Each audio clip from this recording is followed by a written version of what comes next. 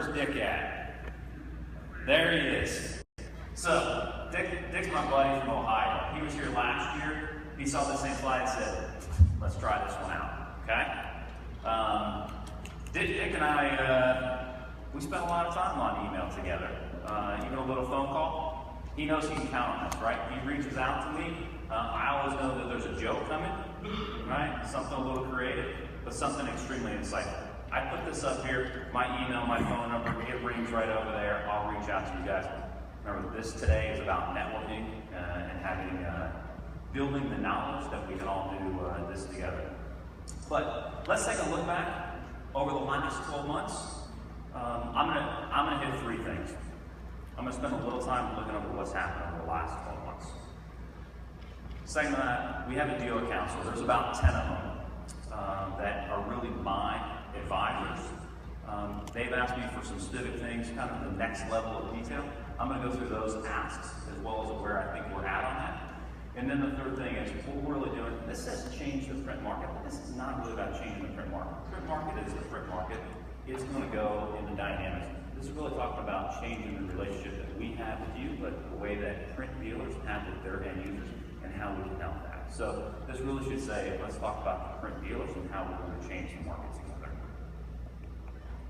So over the last 12 months, the biggest thing has been completing our lineup. So we really spent the first half of the year piloting, testing, getting the product right, which has been one of the top asks for you. We rolled this product out in July. There's no question I've been chasing product ever since then. Really kicked off the end of June, July, getting you guys the right pieces of hardware, the right consumables, the right finishers. I think we're caught up, but the good thing is I continue to up my numbers, continue to ask the factory for more because we've seen the adoption of that. But we're really completed the lineup. And if you look, this is what I'm most excited about. We go from our desktop device to a high-end copier to meet all the needs of an enterprise. As we went through this, there's been a lot of excitement about the technology that we're bringing forth on that. And one of the biggest things that we got attention is the scanning capabilities on this. I say it's the fastest because I know it's the fastest from a spec and ship. I'd love to say most reliable, but the lawyers get involved. So I'm going to say it's most likely, or it's likely the most reliable scanner out there. We're putting this through its paces. We're doing a 1 million unit test with Andy. We're a lot farther along than 300. I think we're what? We're 500. We're halfway through. We're doing a great job. When we look at this, not a single service call for the first 300,000. I'm not even sure if I know we've done a service check and we're clean right now, right? So you guys will see, we'll continue to progress and show you that we're going to get up to a 1 million unit count on our devices. Incredibly fast, incredibly reliable. The customers have been in awe in this.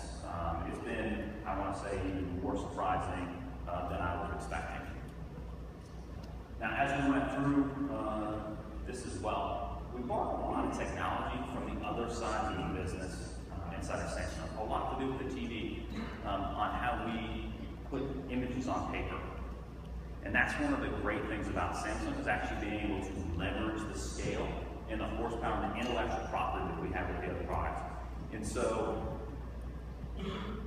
quality of the print has really started standing out. And I've actually heard from a lot of dealers. We were in the council yesterday, and a lot of the dealers said, the box looks great, the interface looks great, the scan's great. The quality is really popping on this. And you can actually see it here. Highest rating in every category of print quality tested, practically unheard of. And I have a lot of faith in headquarters and what they're delivering. This was news that I'd really like to hear, and we're actually seeing it from an end user perspective. Now, completing the lineup was incredible, bringing out the latest, fastest, most reliable scanner, incredible print quality. What I am most excited about with you guys as dealers is the full lineup. Okay? So now we've got the opportunity of having one platform, one experience, and you can do it across the board. Okay? You've got a tablet interface, the engine that goes along with it, back office, enterprise, corner mail room, has the horsepower, every finishing option that you could ask for. Same interface, same hardware, very good for a work group, sitting in the middle of the office, a little bit lighter application, but still a workhorse device that sits in the middle of the office to what's sitting on the desk. Same environment, and what you're going to see today later in the presentation is actually to be able to take a tablet, and I believe we're going to do it on a phone, but to be able to take a tablet or a phone and have the exact same experience that you have on all these different devices, that you'll be able to customize and personalize to be able to come up to a device like this and have that same interface and actually have the tablet and printer or have the tablet and phone drive this device. So one common experience, personalized, customized, from a plus $10,000 copier to a couple $100 desktop print device. Incredibly exciting. That allows us to go after the enterprise. Now, all this is good, and I'm very excited. You've got to grow in the market. We've done a very good job on this side. I haven't hit every expectation that I set for you guys last year, but if we look at the A3 market, we've grown 154% in every category that I look at in the A4 market. Mono, color, single function, multifunction. If you look up here, significant growth. 148, 200, 98, 212. There's only one place that we got beat. Okay? Color A4 print. Dell. And I'd love to have all of them and say 4 on 4. Little secret, we're keeping between us. It's actually one of our partners, right? So, very easily, a lot of those are actually Samsung equipment that's got another name on it. It just shows we're really gaining and investing in this space, and all the winners are either us or our partners that we're going to market with. In the A3 market, we went through a transition, and you guys surprised me on this transition, and you surprised me with the love and adoption of the new boxes. With that, we had high expectations.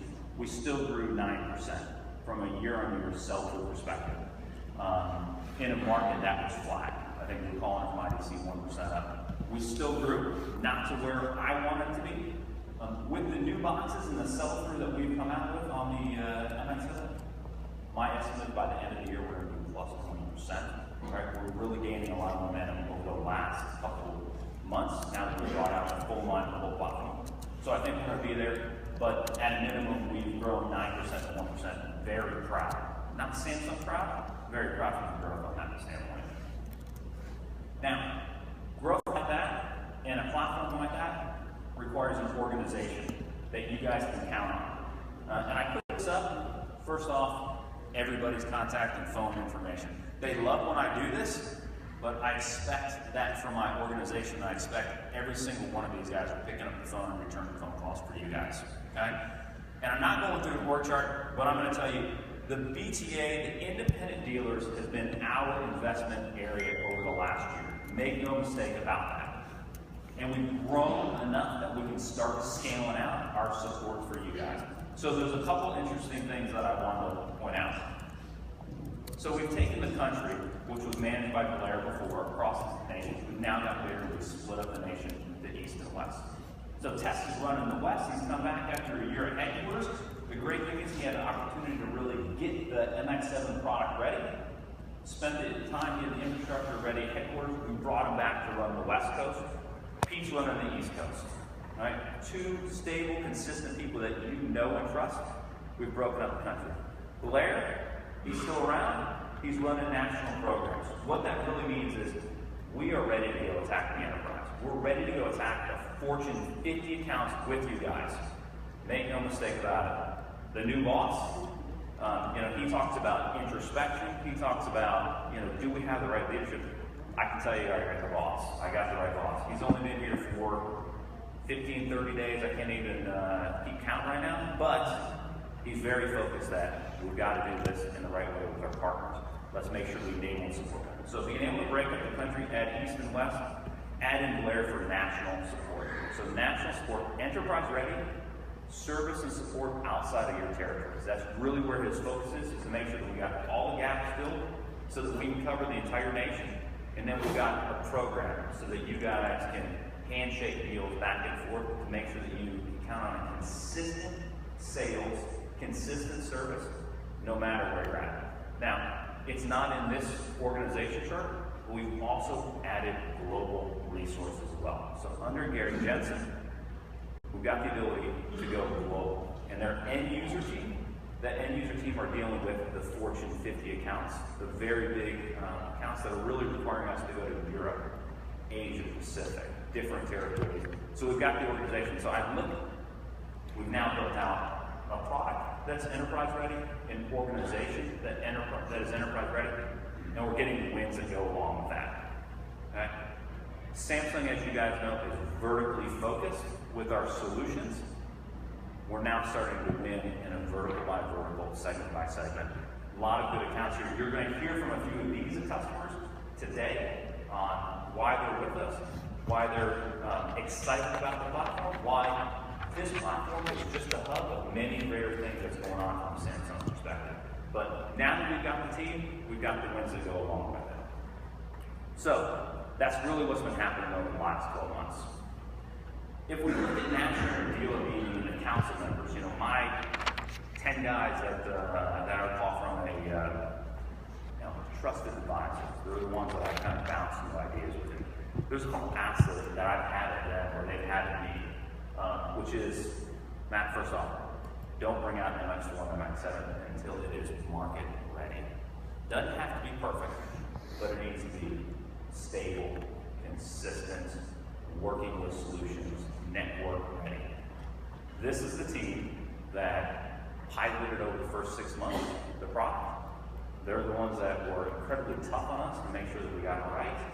They put product at end users, and they were not nice to me on the end users. They didn't put me at the really nice end users. They put me in the hey, let's put you right on the door by the manufacturing with the dust kicking up. Let's see if this thing really's got the horsepower. But we've done it. We brought out market-ready products that are stable and consistent. 2, let's prioritize solutions. We're not in the market of hardware anymore. We all have to deliver it. It's all a requirement of our customers, but the money, the service, the trusted advisor status of our customers come with solutions. We built out a solutions organization. We've partnered with many of our ISVs.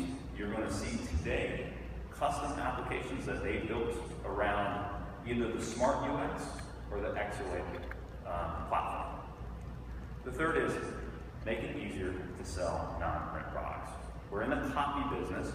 For the most part, one of the value-added reasons we came to Samsung was so that we could augment our print business with the rest of the platform. Display walls, tablets, phones. I'm giving us a yellow on this. And I say that because, one, we continue to try it. We put together some programs. What we find is it's a little bit unique dealer by dealer. But as we've done this, we figured out here are the steps that we have to do to go be successful in helping you guys get into a non-print environment. Tomorrow, we're truly going to kick off. Here is the structured programs that go along with it and allow you guys to really jump into the other part of that. I won't tell you we haven't been successful doing this, but I will tell you I've had great successes doing it with a lot of you partners, but it's taken a hand-holding that you don't like and I don't like.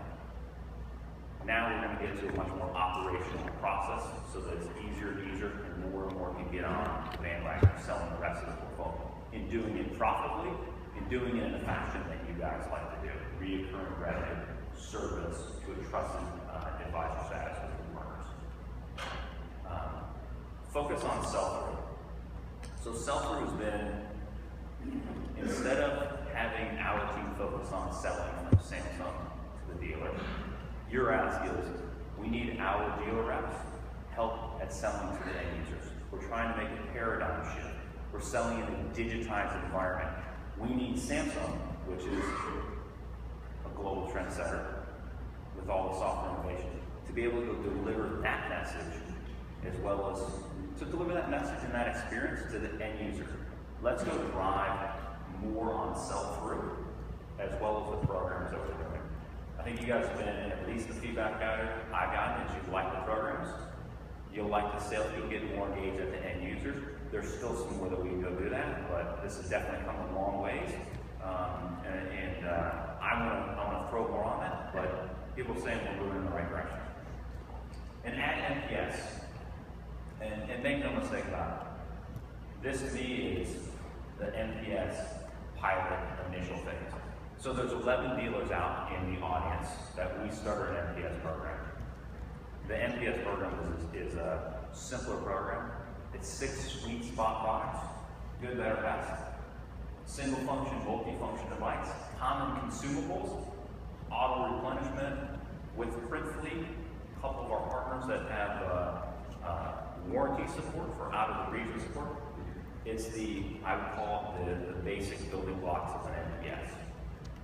We've done it, we've brought it out. It's actually been more successful than we were expecting. Some of the growth that you saw on A4 was truly attributed to this program.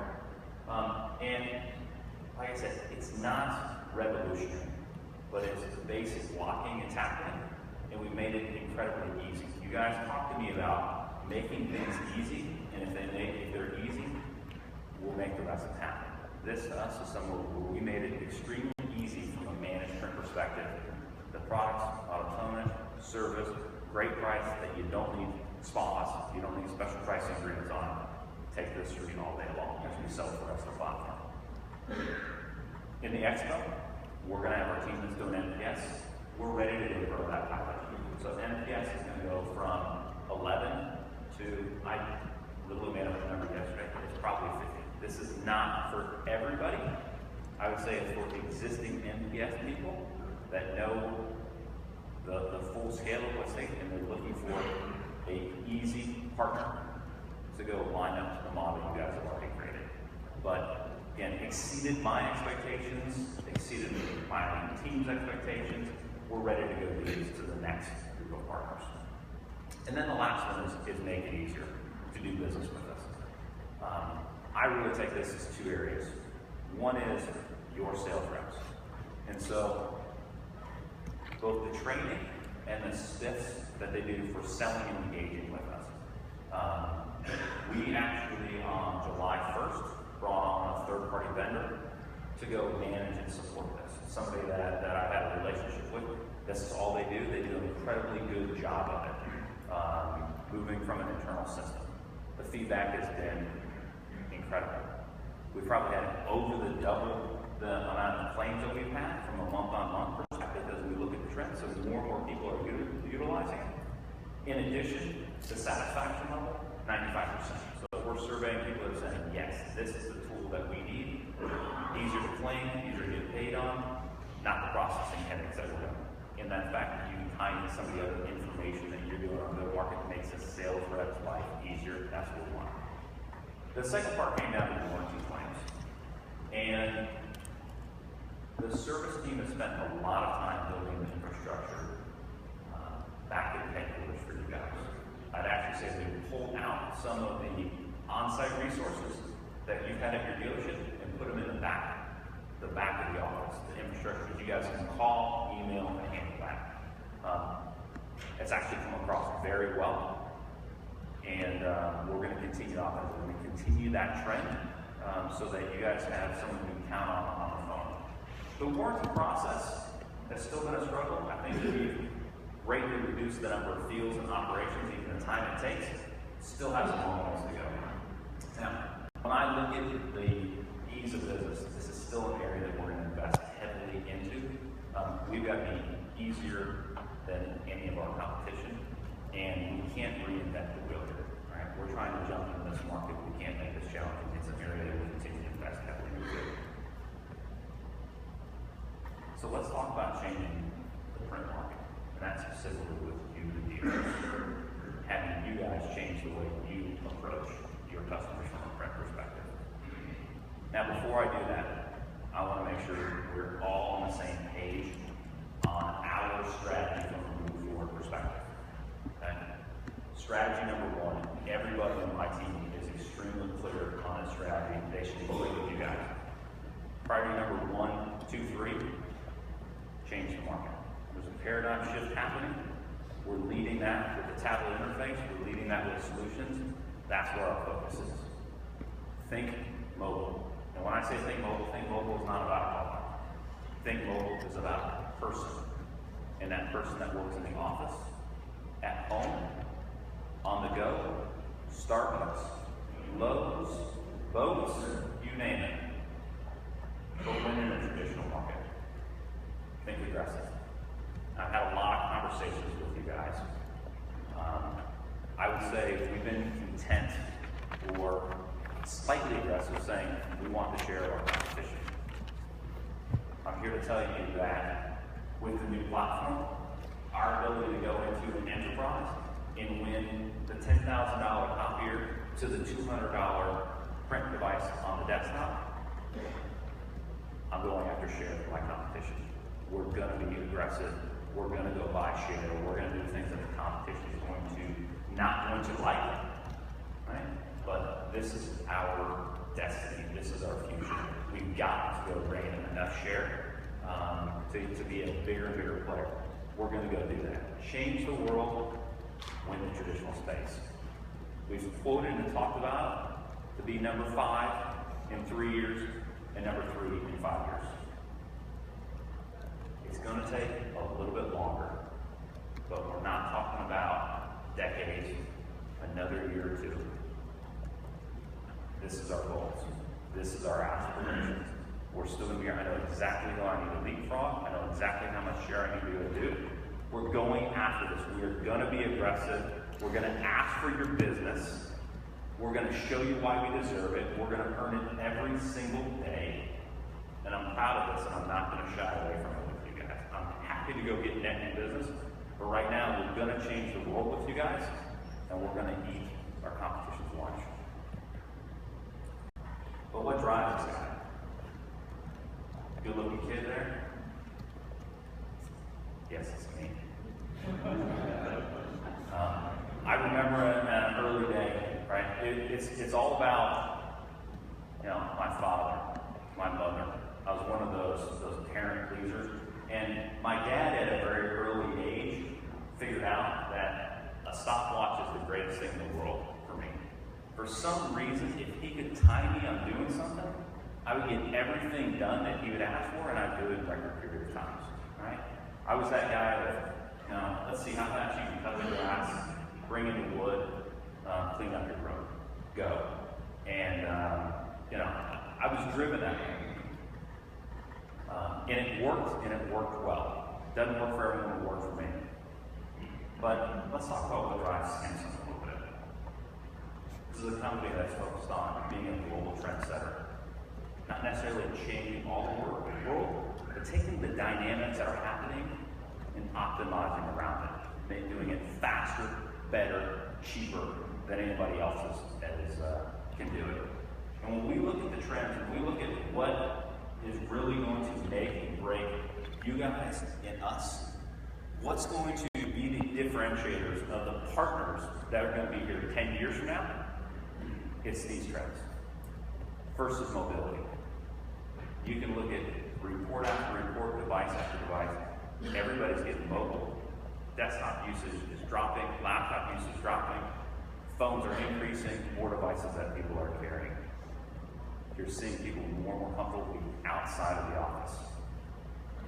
2, the virtualized office. Right? Same thing, this is work anywhere, anytime, any place. IT convergence. So we talked a little bit about, or Kevin talked a little bit about where the decision makers are. Not long ago, it was all IT. Quickly shifted to the employees making the decisions. After that, it's really come down to line of businesses making decisions. They're the one with the money. Those IT experts are really making a decision on who's deciding which technology to go use. Internet of Things. All the devices that we have. And then the millennials. The millennials, to me, are growing in incredible numbers. Extremely influential. And we can talk about the fact that they're 25% of the market right now. They're going to be 75% of the market by 2025. I think those are all good numbers, but to me, what's most critical with the millennials is they're now becoming layers of management. They're now becoming decision makers. It's no longer about them being in the office. It's about them being the decision makers on technology, on the products, on where the line of businesses go. And this group's an interesting group. I know we've all studied it. I know we've all looked at it. We've got different millennials up there. The couple of things that I was surprised by. 92% believe there's value beyond profitability and in making decisions that way. That way, when we are sitting there talking about green initiatives, and I taught green initiatives for a long time, and I wasn't sure that it really caught on, but they are impactful for millennials. They want to know that the green initiatives are going to take off. 2, they switch jobs every 2 years. 50% of them believe they're going to start their own company. That's the way to look. If you actually look at it, 4% believe they're going to work at one company the rest of their life. Now, what does that mean to us? That means they're incredibly quick on consuming what happens at accounts. They're incredibly quick at new technology.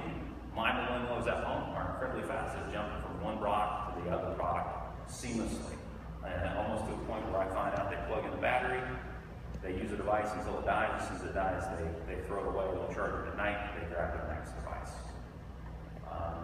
And then greater communication. So when we start talking about communication and connections, 35% want a communication from their key people that are helping them with tasks every day. 35% want everyday reminders of the things they're supposed to do. And 25% want multiple communications throughout the day. Just imagine that. Imagine, Kevin, if you had to email me twice every day to tell me, hey, did you get this done? Did you get that done? What are you working on here?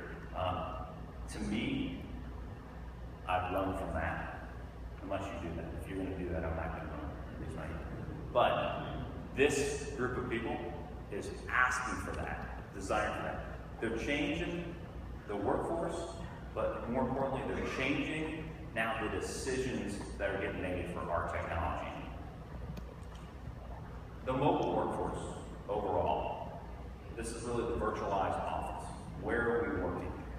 I spent a lot of time with a lot of banks, consultants. It's amazing. Right? There's 60 plus million when you look at the consultants, some of the banking. 40% of their workforce is considered mobile. 50% are traveling every day of the week. This is a PwC conversation. They said, and again, I don't think this is statistically perfect. What they said is, Matt, of our staff, the average age of consultants is 27 years old. Half of our employees travel every day of the week, but it's not the same 50%. It's a different 50% every single day. And they're trying to manage 3.5 devices per person. Now, I think that's critical on where the work environment's going. The picture maybe doesn't show as well as I'd like to, but we also talk about 6% of the workforce who don't need an office. And we've all been in this industry. We love to joke about the paperless office. And the paperless office has been around for 15 plus years, and great, I've made a lot of money on this paperless office. Let's continue this trend. It's a great trend. If I look at what scares me most from a paperless office, it's that picture of lockers right there. When I think of a picture of a locker, and then every day an employee is expected to take his office, his papers, whether it's papers, pens, computer, carry it from a desk to a locker and lock it up, and then leave it. That to me is a trend from a paperless office coming. Really drop the consumption of paper. A major trend, going to drop a lot of the print prices. We got to be well aware of what's happening with this advertising things. And the last trend is the Internet of Things. The last slide I showed you, 3.5 devices per person. This trend is on steroids. Today, there are 5 billion connected components. Guitars, AC thermostats, PCs, tablets, watches, and it's just begun. I've got it on my shoe. right? They continue to get bigger and bigger. But the explosion from 5 billion to 25 billion. And you see it's 25 billion by 2019. In heck, we're already in 2016. But 25 billion devices. From a revenue perspective, 200 billion going to 500 billion. And I just tell you this is, as we look of where we want to be in the markets that we want to capitalize, it's in all these segments. But from a revenue perspective, when you look at the Internet of Things and connecting to more devices, you've got to have a flexible R&D center, flexible platform. This is a trend that we're trying to capitalize on. But what does that mean to this team? Okay? We can argue on the number of pages. Is it flat? Is it up? Is it down? For the most part, when I talk to you guys, it's down. And when I talk to you guys about your business, those people are saying, I need to augment my print business. I still see it as a viable part of the organization. It's, 80% of my business. It's probably going to become 60% of my business. And it's not because I'm going to drop my business, it's because I'm going to augment the rest of the platform. But when you look at what happens here, it's a flat number. But that flat number isn't flat when you tear it down to the next level of detail. When you segment it a little bit deeper, the millennials who've grown up with technology, very comfortable going from one device to another, working in the cloud, looking and reading off tablets. As they enter the office, as they enter the work, number of pages are going to drop from that.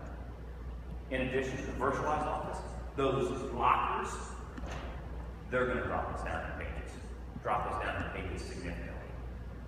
Now, what's going to bring it up? Starting to print from mobile products. Today, people don't, for the most part, print off their mobile product. At least most people outside of us, right? I got a bunch of print zealots here. You guys know how to do it. But when I go talk to my wife, kids, well, they know how to do it. But a lot of people outside of that. A print in a mobile fashion is, I'm going to take it from mobile device, send it to my notebook, send it to my PC, I'm going to find a print device that's actually got the latest toner in it, print from there. Once we become this easier, simpler model, pages will increase. People do want to print. If you look at the benchmark, it's a 20+% increase in mobile print CAGR year on year and year, as soon as it gets easier. The convergence is actually going to add more product. Right? As people bring in their own product, people bring in line of business products, IT products, the more and more devices that are out there, going to lead to more print. And then IoT really leads to the amount of data. Once you get more data out there, it leads to more print devices. So what looks like a flat market to me, when you break it down to the next level, is not even close to flat. Some massive changes in the industry that I know you guys are looking at and we're looking at. But this leads me to where we're going to focus as an organization. And I really went through what's driving us and the trends that we're looking at so I can get to this section. So I can start showing off what we're doing out in the market. If you look at where we're at the top of the famous iceberg, right? Every time I show it, we're like, oh, we're at the famous iceberg. Okay? But what we're spending our time on is on our average monthly print volumes.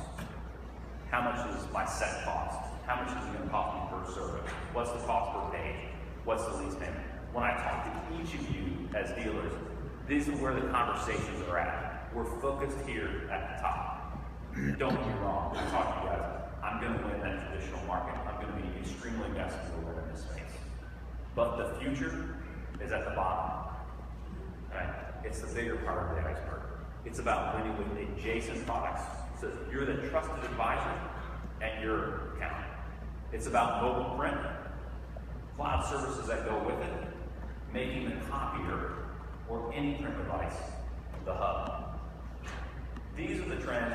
These are the things that, from an introspection perspective, that I'm asking you guys to look at. Do I have the right team?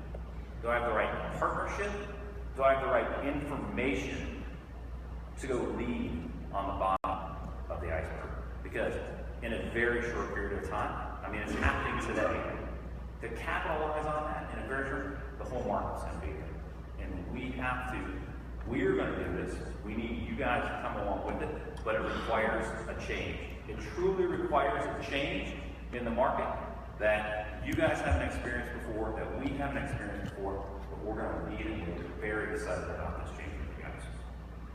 So, let's get to it. Let's talk about the next big thing in 2015. I'm going to show you guys the new platform. I will tell you right now, I'm looking for that moment. I started my speech kind of telling you, I'm looking for that moment when you guys say, it's a big box, it's a big interface, does it start doing this, it starts doing that. And I'm going to take you on that journey, because it's been a busy last year on getting this thing ready for the next big thing, getting ready for the paradigm shift. But the new world to me comes down to the smart UX platform. There's no question we're revolutionizing the industry with the Android tablet. And I will tell you that my competition is here. It makes me smile when I see Ricoh, Konica, Canon bring out a tablet.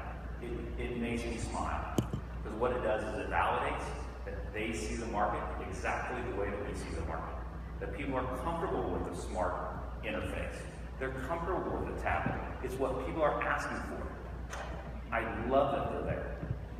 The other thing I love is I'm going to eat their lunch. There's no way any of them are going to be able to touch me when it comes down to having the best tablet experience with the best ecosystem around the best solution. So they know where the market's going. They're trying to get there. We led the pack, and we're going to eat their lunch. Okay? Together, we're going to change the industry. I'm just going to do it the wrong way.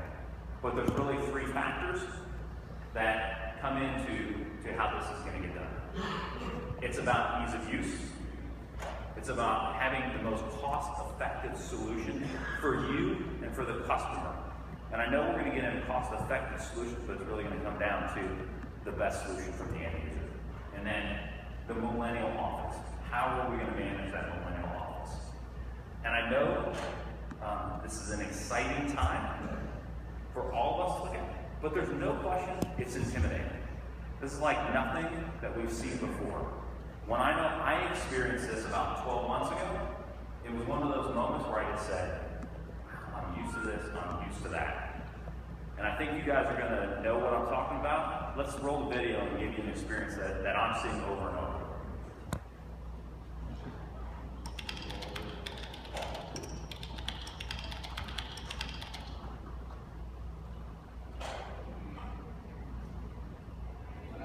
Even last night, and I just finished setting it up. So how was your weekend? It was good. How about you? Good. Hey, did you hear about our new printer? Yeah, our tech guy said it was really state of the art. Here it is. This looks nothing like our old copier. Wow, this is just like my smartphone. Yeah, you're right. Let's test it out. Let's try copying something. Here, try this. Yeah, but what button do I press? Oh, what did I just do? Here, try this one. Let's try and scan this document. Sure.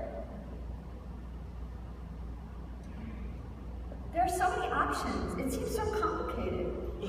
You're right. I wouldn't want to break it. Let's call a tech guy to get up here. Can someone please call tech support? So, do you guys agree? Yeah? Come on, I've been around enough of you. There's that first experience. What should I touch? What should I do? And look, I can relate to this. Most of the time I can relate to it when I walk up to my kids and they want to show me something new. Or I tell my son, here, let me show you how to move it from, this is, from, believe it or not, it's set up for an Apple environment. Let me move it over to an MPS format so it's something we can use. And he's like, Dad, I got it, right? Starts hitting buttons on me. Hey, well, no, man, you got that to work, right? 13-year-old, pretty impressive. I can relate. I know you guys can relate. But there's a little secret about this thing. 59% of all smartphones are Android-based. So while a lot of us that are in the copy space walk up with this, and it seems foreign and different, It's not to 59% of our users from a smartphone perspective. So why it looks, at least initially, intimidating, why it looks like, wait a second, this is not a lot of people are going to quickly be able to experience it and know it's the same product they got in their pocket. And that's what I'm confident about. I'm confident when I look at this experience and I look at how fast the adoption is, that people are going to get exactly what you have in your pocket. And it's the same experience, it's the same infrastructure of that phone and that tablet. You can swipe it, you can touch it, you can type on it. So I'm confident about that, but I'm not going to stop there. I said, all right, let's build something for the person that's used to a simple button. If we look at a typical use of copy environment, 70% of the use is somebody walking up to the device, pressing in the number of copies, putting a piece of paper on there, and hitting the start button. That is 70%. A lot of us have made a lot of money. A lot of us have a lot of support. We look at our lives very, like we got to touch out. 70% of the time, that's what people are doing, right? So what we've done, we've made a simple copy widget. If you look at the smart UX, one big button, it's blue, it's what people are counting on. They got to push an up number, they can push the number, actually load in the exact number of pages. It's that simple. So from a simple, elegant widget perspective, we've added that. But it doesn't stop there. How about a memo widget? You and I have all walked up to many boxes like this, and there are pieces of paper with tape on it. Call this number. Fax face down. All the information that's on there. So we've added a memo widget. Memo widget where we can put contact information on there, reminders like that are typically taped up on the outside of the box, or potentially, hey, as a dealer, who to call in case there's an issue, right? Call 877, yada, yada, yada, right? To be able to put that in an interface on the front of the tablet, even some of the basic instruction from the memo experience. Next, language. Most of us English speaking, but not all of us. I deal a lot. I actually have a Cuban wife. Spanish is a typical language, especially when they're talking about me inside of my house and they don't want me to know. But we're in a multicultural environment. Now to be able to go to a language app, one button, change the language, and change it based on user experience. If I want it in Spanish, somebody else wants it in English, one click, changing the entire environment. But that's just we're just scratching the surface on this one. Let's talk about productivity. Let's talk about beyond the multifunction devices, some of the small tasks that we've got in here. Auto start. So when we look at auto start, to be able to put in those processes that are 3 or 4 steps, and you and I both know those things. Scan to not necessarily my box, but to multiple people's boxes. Be able to fax to a certain environment, to put it up in a workflow. Okay? We've now got the opportunity from an auto task perspective to be able to load those up, to be able to set that icon, and then do it every single day. Okay? And so to be able to scan in some of that information, to be able to set it up, tap, set the program, be done. No email, no going back to your desk after you send it in. I mean, most of the time when I look at scan, 85% of scans are to your email address. People then go back to their office, email to where they're at. We're really moving away from that in an auto task environment like this, where I would say it's a PC-less office. This allows us in minimal steps to have a true PC-less office, which is becoming more and more popular every single day. But everybody is unique and different. As you look at it, every single one of the departments that you deal with, every single one of the end users, the opportunities for customizations are endless. Sounds daunting? Not for the smart UX interface, right? All you have to do is log in with whatever cards. So let's take a look at the office. First off, we've got John. John's in sales. What's that mean? John does a lot of memos, a lot of invoices, a lot of faxes. Guess what? John's a little old school as well. Okay? He's I won't do age if I get in trouble doing that, but he's the old school sales guy. So what we've done with him, we've set him up with a widget, right? As he walks in, he logs in, he's got a simple fax memo, and he's got a fax icon with frequently dialed numbers. Very simple. Every time John walks up, NFC card in, he's got his experience. 2 widgets. So let's go next in the office. Next in the office, we got Jason. Jason's in finance, right? Jason works with a lot of spreadsheets. He does a lot of scanning, a lot of copying, right? Set up an experience like Jason. He walks up, he only needs 2 things. Scan to e-box, scan to his box or to anybody's box there, make a copy. Again, customer experience as Jason walks up from a finance perspective. Let's talk about Kelly. Kelly's in marketing, but Kelly's also that millennial who's a super user. So, being in marketing, she's got a lot of collateral, a lot of customization, but also has a lot of different app environments she wants to. So she's kind of in love with the smart icons, and she makes all her tasks set up in there. And so if you look at hers, she's got all the different tasks, all the different auto start. Her focus is really to collaborate with other people. So as you walk up and look at her environment, she's got all her tasks, all her environments set in one spot. Now, if you look at this is all set up with a very simple NFC card or NFC phone. One tap, and I've set up 3 different environments. Now, you can set up by person. You can let that person set up their own environment, or you can set it up department by department. You as dealers, this allows you to add more value at the end user level, which, while it means more work for you, also means much more stickiness at your end user.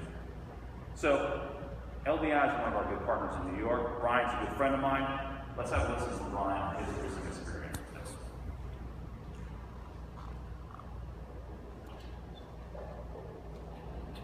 On first look, some of our customers were a little bit concerned because the interface was different from what they were accustomed to in the more conventional and traditional multifunction products. But once they recognized that the tablet was a standard Android device, they were extremely comfortable and understood that they would have increased capability.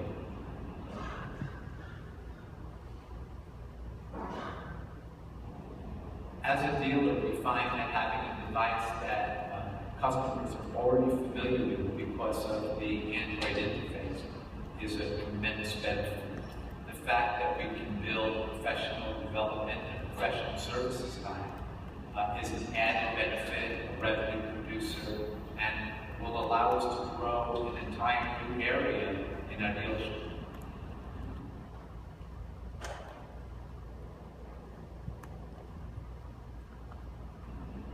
Our account reps are very excited about the new MX series because they have an expanded range of clients that will be able to use this particular device. So it means more revenue to them, more commissions, and more growth for the company. So, Brian, LDI, and for you guys that don't know LDI, got a global or a national footprint, big in New York City. Their office is right on Times Square. I like going there. I don't want to call it shiny, but it's shiny, right? It's very modern. Our sales with them, I haven't looked at the latest numbers, but they're probably 3 or 4x over the last year with this new platform. And it's pretty impressive, right? A lot of trendsetters, at least as a Northeastern, I guess it's the first time I'm calling myself a Northeastern, but as a trend, in that area, in that market that we call trendsetter, this platform has really shined, and the adoption's been great. Our sales at LDI have skyrocketed ever since we brought in this new platform. But there's real value in the productivity of what I can show you. when you talk to customers and you see it and you get over that, they start talking about true productivity enhancements that the line of business is focused on. But let's talk about cost efficiency. And when I talk about cost efficiency, I'm not talking about our customers. I'm talking about you as dealers on service, support, and the solutions that go along with it. And if you look, probably the biggest cost that you guys have is your on-site support. You've got back-end infrastructure, but it's the trucks and the parts and the people that are out there and tracking them. And I've been to multiple of your sites and I've seen the GPSs that you're tracking, optimizing, and for the most part, when you guys talk about your efficiency, you talk about if I can get another 10 or 15% out of your service rep, how your margins jump up with that. But let's talk about cost efficiency of our new platform. America, the lovely country that we all service for, it's big, it's spread out, it's got multiple states, multiple reps. How do you go support that? So let me just give you a little video of my take on what a day in the life of your service organization looks like. Can you roll that video?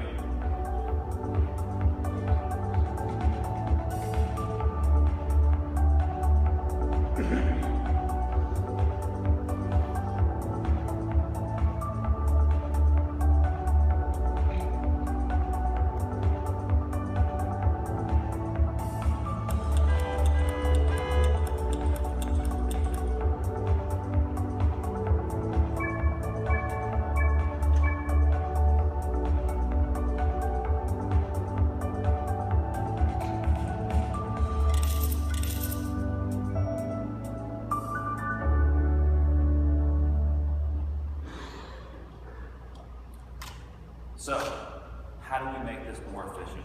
How do we make this more profitable for you guys as an organization? So we've come out with a new solution. It's called Our Support. And I've asked for some lovely help on